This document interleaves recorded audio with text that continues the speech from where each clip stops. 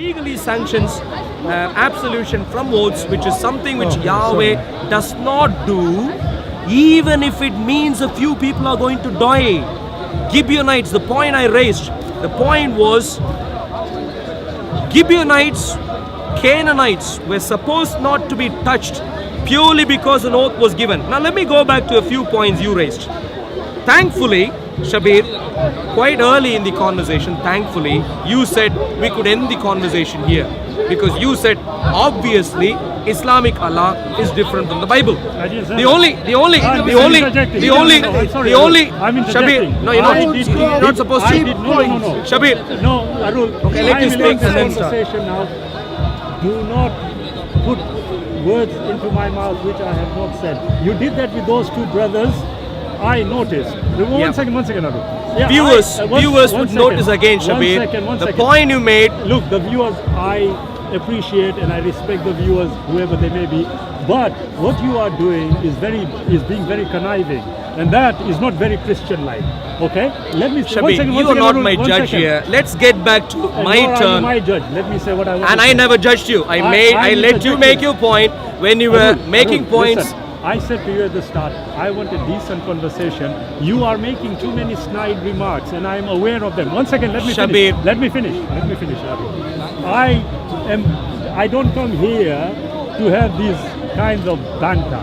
I come here to have a reasonable conversation. Now, you must understand something you seem to not be able to understand. If I have given my response, you then wait for me to speak. 1 second, no. When I have given my response, it is entirely your decision to say whether I answered it or not. However, after I have given my response, I asked a question. That is what you should respond to first before you go on to your other points. That is what you are dictating. That is not true. It's only Shabir, I let you speak. Can I speak now? It's my turn. You just seem to be offended. No, I'm not offended. So, I just think you're being very conniving. Thank you. Let everyone judge. Sure. Let people judge. And let an overall, God judges overall. Shabir. Are you doing this for the people of Arul? Shabir. Come on. Why did you bring the cameras? Eh? Why did you bring the cameras? Why did you wait for the cameras? Because I want people to listen. You don't seem to want to do that for some reason. I don't know why. I do, but in a reasonable way. Shabir. Let's not do these. We don't. I mean. Can you just go ahead? So. Anyway, all the deception don't worry showing. About us. Worry about you. No, that's fine. So, you somewhere in your response, you essentially said we could end the conversation here, and you said if the Quran goes against the Bible, which seems to be the case here, Islamic Allah legally sanctions absolution from oath, and here in the Bible, Yahweh thinks even in the worst of your situations, you still need to keep your oath. That seems to be the polar opposite difference. And you suggested when we encounter such a difference, the only recourse you would have is to suggest that the Quran is the one which supersedes. You said the biblical revelation has been superseded by the Quran according to the Quran. I think you mentioned Surah chapter 5, I think. That is what you said. I didn't put words into your mouth. You can check out your recording. That was your explanation. I'd like to thank you at least for saying that you haven't got any other valid explanation for the fact that there is polar opposite characteristic between the Islamic Allah and Yahweh clearly showing up there. You then also went on to make a remark about the Quran talking about us having to be just and so on and good and so on. You made that at the start. My problem is this. If a person makes 10 truthful statements and 2 untruthful statements, by simple convention of language and practice, we'd call him a liar, not a truthful man. The moment you have one immoral attribute, and in this case that being absolution of oaths, i.e. not having to keep your word, if that is what is coming from Islamic Allah, we could go through all other attributes a bit later. The moment we see this, we already see an immoral Islamic Allah who can't be reconciled with the Yahweh of the Bible. You also said Islamic Allah might have suggested this. I don't think you made this point quite in this way, but you were talking about whatever Islamic Allah said was for our benefit, not for his benefit, not for the benefit of the Creator and so on. Absolutely, that is not the point here. I'm not asking who benefits from what. All that I'm asking is, what is the characteristic of Islamic Allah versus the characteristic of Yahweh? Islamic Allah seems to be quite casual with, even for simple things about this lady and that lady, even for simple things like that, he seems to be quite alright with people not keeping their word. And I'm saying Yahweh does not allow that to happen. Okay, no problem. In other words, One second, I'll come. You are taking too much time.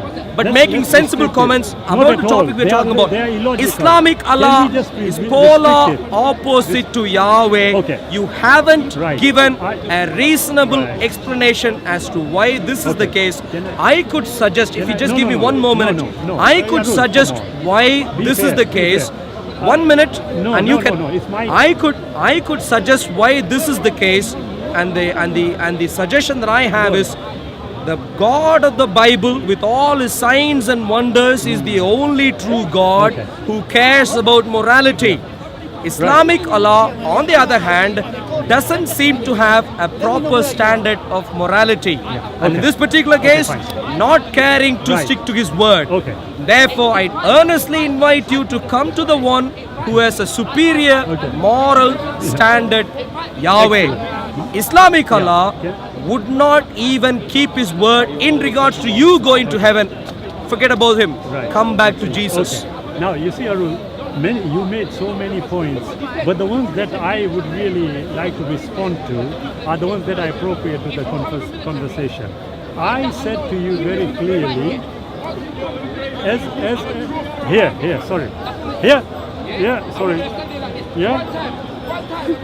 my coat is Whose getting heavy. is this? Right, it's right, Arul. You see, you said something quite important. Yeah, you said if a person tells eight truths and 2 lies, you, according to your standard of the Bible, would consider him a liar. Normal convention. No, I was going to come to that. 1 second. And you also said that, conventionally speaking, that is how one would be viewed. Okay, no problem. I asked you, and I even told you, and I'll repeat it again just in case you missed it. When you referred to that particular surah, I then said in response, look, in Surah 4:135, this is what it says about how we have to be just even against ourselves. Now, what you seem to have totally missed is that if there is any issue about the suspension or the absolution of oaths, there is a specific reason to it. I think it totally missed you.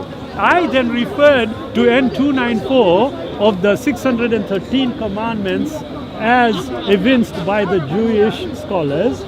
They say that it is not a sin if you are going to be accused of a sin which was done under duress. Now, I then said to you, wait a minute, Arul, if you are saying 8 truths and 2 untruths makes the person by convention a liar, I then said to you, okay, Ezekiel chapter 14 verse 9 says that God directly deceived.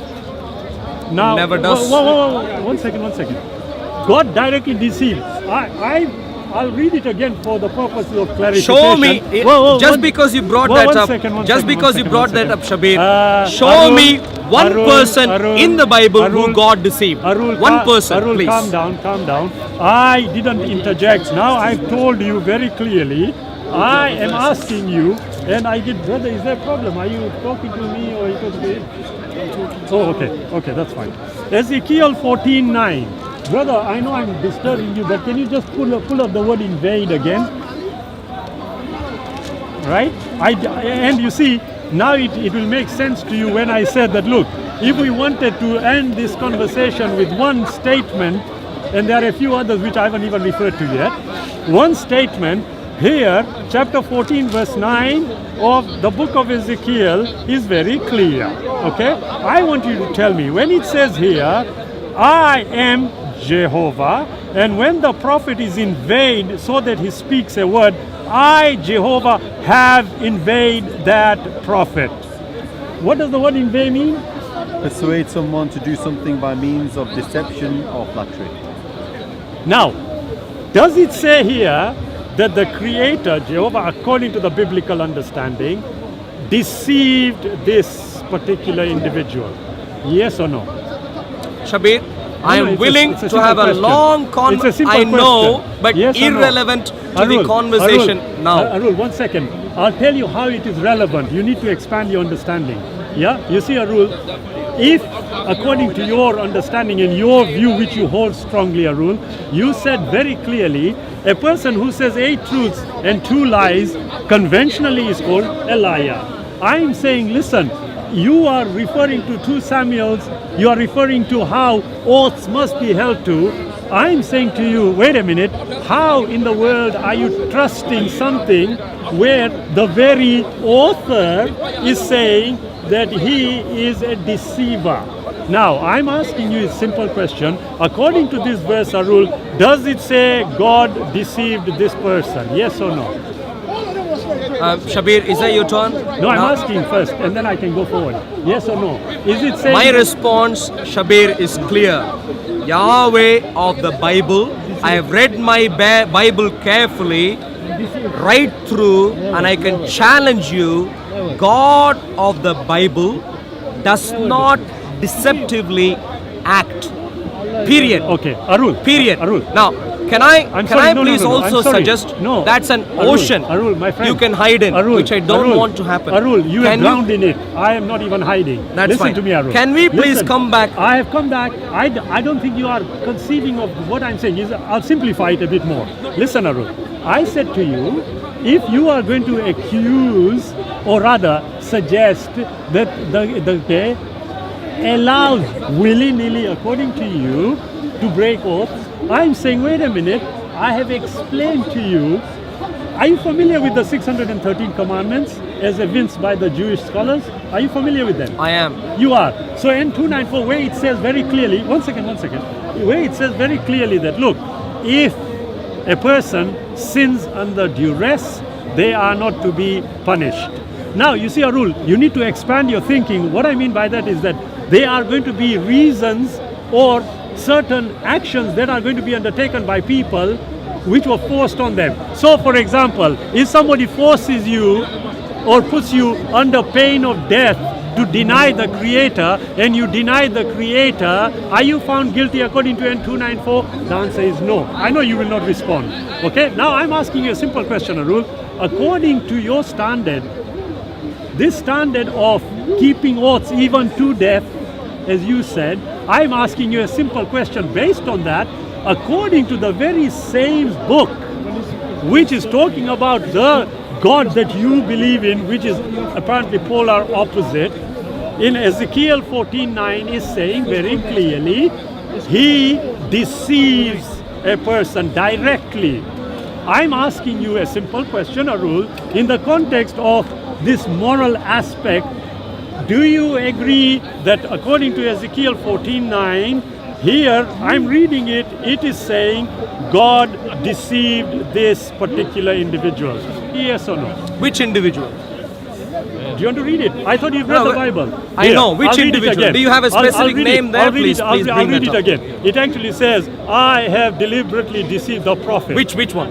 Does it matter now? It really Oh, matters. excellent. Let's go Because back. you seem. Excellent. This is what excellent. Samshi did the other day. No. This is what Samshi did the other day. Excellent. He brought in a case where Yeah, God hadn't deceived anyone, but because Samshi can't read beyond a particular word, not the entire statement. Excellent. The whole thing here is about what? Prophets. Which False prophets? prophets? Which ones? Here, false ones. Okay. Now, I'm asking. So which you- particular prophet is that talking one about? second. What, do you want the context as well? No problem. Which particular prophet is that talking about? I'm so glad you are asking me that. It means you have taken actually a step forward. Good. Now, but- now, but- one second. I'll let you finish, and then I need to move on now. No, here it is. It is taking you and some of the elders of Israel at chapter 14. Start. Okay? It talks about them. You carry on reading it. Here is the classic issue which you are now trying to... Have you got One an second. answer, Shabir? I'm giving you Which the answer. which prophet was deceived? I'm giving you the Please answer. give me the answer. I am giving you the answer. Okay? I am telling you here, when it comes all the way back to here, the question that is being asked and you are now trying to avoid is simple. Can you read yours as well? No, Shabir, Read yours I'm as well. not. Oh, come on, Arul, come I'm on. not here. It is a very I'm important not here issue. to play Okay, Arul. some little games here. I'm here to deal with serious I'm trying moral to, but I think issues. Brother Arul is having Shabir, a problem. my challenge in that regard. It's a moral issue. I'll tell you what. Have you finished now? One second. No, I'll let you finish. I asked you a very simple one. 3 times I'm asking, and I'll ask you again. Okay? The whole of the chapter is there. You can read it as well. I'm here. I'm telling you where it is talking about. I, Jehovah, am going to reply to him. I, Jehovah, have deceived that prophet and will swing my hand over him and rout him out. The question you are asking, will listen to your logic. I'm saying to you, wait, whether it's James, John, Jesus, Muhammad, Arul, Shabir, whoever, the issue is not that. The issue is, does it say that he, God, is the one deceiving? Yes or no? Is that an end of your term? No, I'm asking a No, question. you're asking me Come on, many Arul. questions. I haven't asked you, I've only asked you one. Does it For say how here? long? Does it say here? Because you are not For how long? answering. You keep going all over. No, you I'm make your asking- points and then let me respond. Please, Arul, Shabir. you have been accustomed to having these kinds of discussions. I don't have discussions like this. I said a conversation, and part of the conversation is that when a question is asked, like you had asked me, I responded to it. I never I'm asked you ask- such questions. I finished Arul. I presented Arul, to you a last. case for Arul, you to I'm respond saying, back. okay, I'll tell you what, in 2 points. Number one, I gave you a very clear indication of what the Creator is saying to us. If you want to misconstrue it, that's entirely your decision about the Quran in Surah 66. So- okay, one second, let me finish. Yeah, I now am saying to you, look, whatever basis of morality you seem to hold as being superior from the Bible, I am saying to you, look, according to the standards of the Bible, everything, unfortunately, is a total fail. Why? Because this verse here, which again you still are resisting and coming out with, which prophet that? No, the issue is not who the person being, who the person being addressed is or ought to be. The issue here is a simple one, and I'm going to ask you one last time, and I hope you have the courage to answer. It says here, I, Jehovah, have deceived that Can you prophet. give the definition again, Now, please? can I ask Please. you, one second, can I ask you, do you agree that here it says that Jehovah deceived? So, Shabir, the definition he brought up before us, persuade, not deceive, persuade to do something. That's the definition, not deceive. Persuade to do something by means of one of 2 things, according to this definition. One of 2 things. One of them is deception, and the other one is flattery.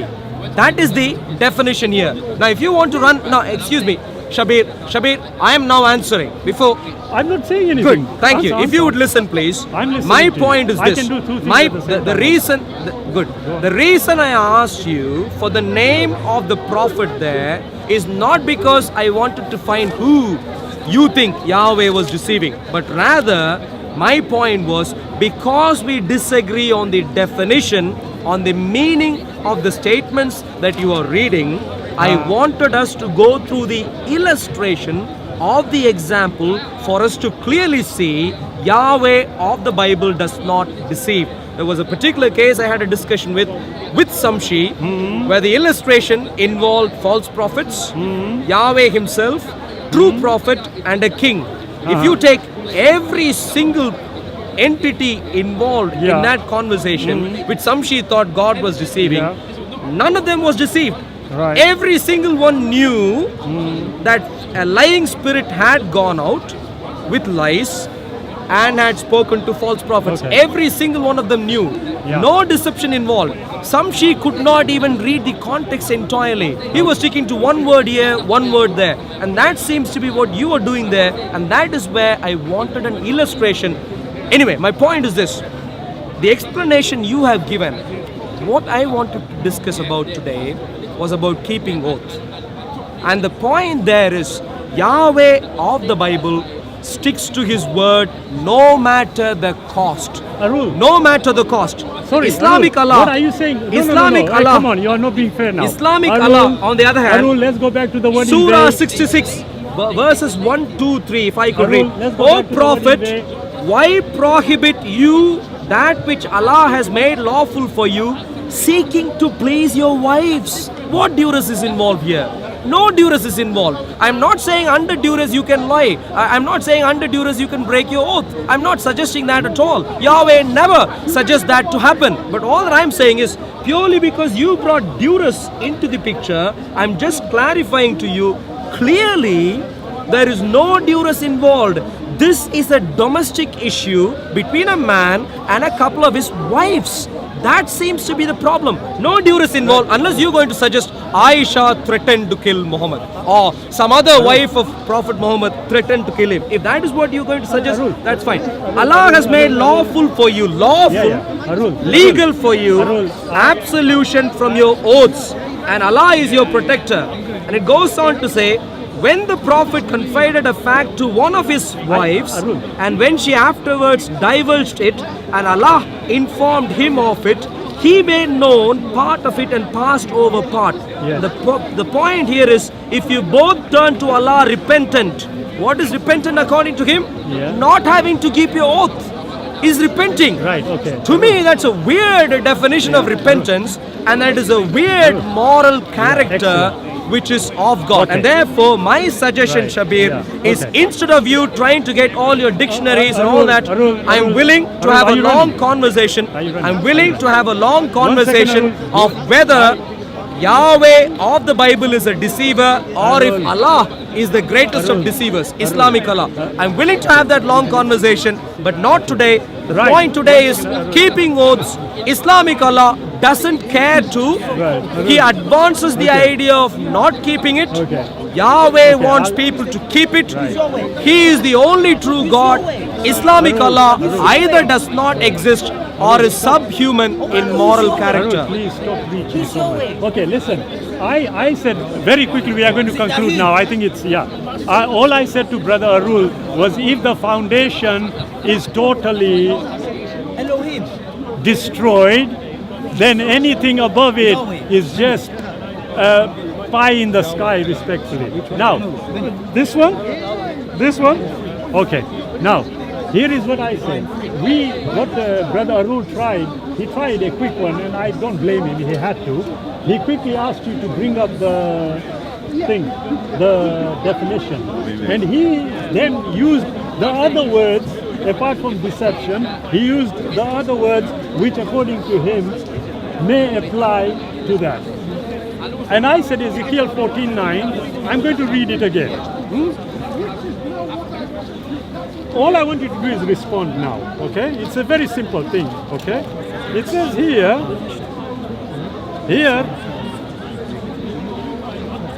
and if the prophet be deceived and speak a word, I, the Lord, have deceived that prophet. Now, do you agree that the word here is deceived? The word used here is but the deceived. statement is much wider than the word, and the meaning of the statement must be understood in the context of the passage. I'm so glad. You see, you must do it in the context. You must do it in the context. Yes, Yet, wives, one second. keeping it. One second.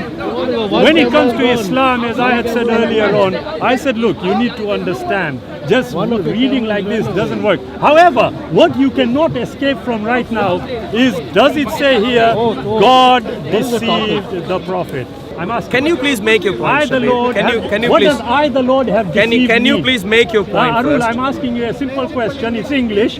I, the Lord, have deceived. What does it mean? So if I What does it mean? Shabir, let's not play simple games here. The point, the fact of the matter, the fact of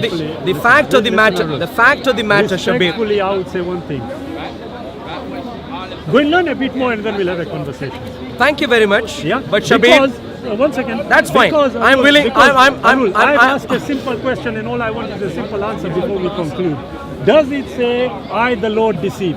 That's not the nature of any conversation, Shabir. Does it say, I the Lord deceive? Shabir, a simple point here is that you don't seem to know how to read a statement in its context. Now, obviously, we disagree on this particular regard. I challenge you for a detailed debate, and when we do that, I encourage you to bring examples of a few people who God Yahweh deceived, and we could deal with those detailed cases. That's fine. Arul, I tell you what, you have said something very sensible. Now, listen, you know what you did? I'm not asking you for your comment on your evaluation. You seem to jump up and down in terms of your evaluation. I followed you. I'll go with you. Okay. Yeah, I said to you, Arul, you have come up with a very good idea now. Yes. Honestly. Now, Yeah? No, but one before second. that, Arul, can we please finish up what we are doing We've now? already concluded. God is The a deceiver conclusion, according to the Bible. the conclusion That's is the end of it. Islamic This one- Allah does Yeah. not keep His word.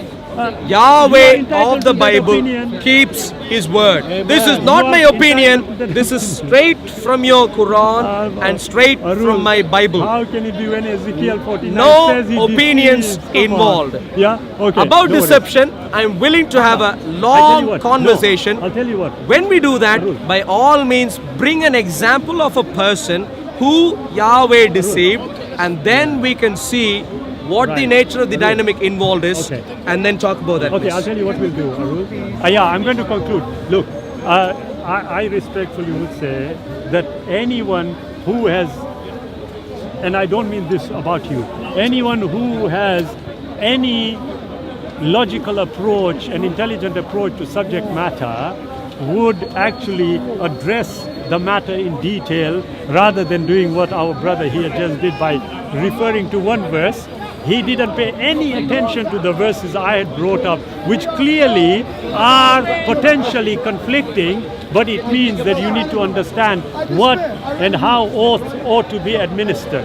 Okay? Now, I can say very clearly that look, if you are going to take the Quran as the basis for understanding, then I would equally want to take the Bible as a basis for understanding, and in that regard, I said to Arul very clearly that according to the Bible, it's very clear. I read the statement from the Bible that God deceives. Now, if according to the verses, and there's only one, there are many others we can address, but what I would not want to do, as Arul has done, is just take one, sometime totally out, and he did refer to the context, totally out of context.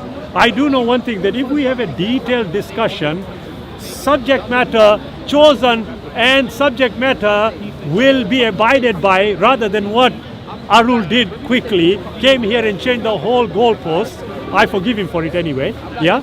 At the end of the day, I can have with you, Arul, a detailed discussion, debate, call it what you want, on a subject matter, and I can confidently assure you, you will agree with me that the Bible ought not to be the book collectively as guidance for humanity. So shall we? One second, if I can just...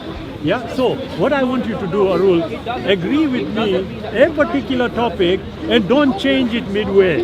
I did not change it. No, you Shabir. changed it totally when you came. Nature, moral nature of God, and I specifically chose. Go on, I let we you had go. agreed legal elements. The video is up, Yeah. and You can check out the video. And that's one of Nature them. of God. And that's one Nature of of them. God is an expression I used. No, I said it should have been a collective one. Yeah, I'll tell you why, brother. You see, Sammy, he I went didn't realize you were the specific. Supreme Court Justice I honestly, I can take this and ride with it, hold it. I don't want that. We Shabir, want to no come to problem. a common So, understanding. Worst case, Yeah. there has tell been you a what. misunderstanding, No, possibly. not worst case. But best no case, misunderstanding. You changed the that goalpost. I disagree with. You are Morality, Yeah. Torah versus Sharia, nature of God, Yahweh versus Islamic Okay, Allah right. are the statements are the expressions I used. You can check up the video later. But if you have a grievance there, I'm willing to concede by saying, you know what, in a communication between human beings, there is a chance that things could have been misunderstood. I am willing to have a more detailed sort of definition this time. But just to quickly add, let's read this. What does Yahweh say? Ezekiel 14, 8, 9, 10. I will set my face against that man and make him a sign and a proverb. I will cut him off from the midst of my people. This is in regards to the one you think Yahweh intends to deceive. What does God say? I'm going to judge him. Even before you get to verse 9, he's talking about him judging him. I'm going to cut him off. Then you shall know that I am Yahweh. And if the prophet is induced to speak anything, I, the Lord, have induced that prophet, and I will stretch out my hand against him and destroy him from among my people Israel. So this is a dealing with false prophets. I'm willing next time, if you wanted to get into the details of this, I'm willing to debate this in detail. But that is what we find here. But respectfully, Shabir, the point is simple. Just and unfair again. Look, I'm going to make this very simple, and then we will discuss it very quickly. I said to you, God deceives. I read the verse. That's not even a full verse. One second. That's just 2 words. 1 second. Whether there is context to it, whether there is X, Y, and Z reason for why God was justified, because that's what you are effectively saying. God was justified in deceiving. My view is simple. I'm just asking 1 second. All I asked was, did God deceive? Yes or no? Shabir, excuse me, Shabir. I would be extremely surprised if what you were trying to do by picking 2 words in an entire statement is similar to what I did. When you brought in the idea of duress, when you brought in the idea of duress, I was willing to expand on the context, get into the fact that this has to deal with Muhammad, with a couple of his wives and so on. That is, I was willing to expand on the context, which you weren't willing to do. Shabir, not aware of what I was saying. Shabir, let's decide on do you what? have an answer for the what? Shabir? Okay, Shabir, Arul. Forget all that. You are speaking to Shabir. I'm telling you now. Listen. Let's just quickly agree. We need to drive. I know. You need to go a long way. Let's agree on a subject matter and don't move the goalpost next time. I did not move. Yes, I disagree with you. Yes, you did. That's fine. I said legal elements right across. New Testament. Check out. Did we cut the New Testament? New Testament. I'll tell you precisely what Jesus says in regards to oaths. I can tell you that. It doesn't matter. It was a wonderful debate. No problem, inshallah. Look, Shabir. Anything on 2 oaths that will do, forgive me, that was not the intent. No. Neither. What we do? Neither. Not at all. Not at all. But what we do, next time we have, let's talk on the Bible and the Quran in the context of what the Creator is. Remember, not the Creator. It's a very wide area. We have done this already, even the last time. Okay, I tell Check you what. out your video. I already mentioned this is a wide area. Next time, can you Choose speak to the a couple Torah of. and the Quran? No, choose a couple of Why not? specific. I'm answering already. Okay, go ahead. Choose a couple of specific attributes, and they in themselves are oceans. And that is why my suggestion is if you want to exchange contact details, absolutely, that's wonderful. So we can we can precisely even describe the wording, Thank you. the proposition. Give me of the the thing, discussion. and we'll agree with it, and then we'll put it up so everybody knows. In that way, nobody can think we are playing quick one. Write it down. Ask him to sign it. No. Because I saw that video. He did not use the word Bible. He kept repeating the word Tanakh. Tanakh. This is why I asked him, what is the Tanakh made of? And today, he backs off. Such is his scholarship. Yes, so shall I give you my contact? Oh, that's fine. Email. Yeah. Give me that.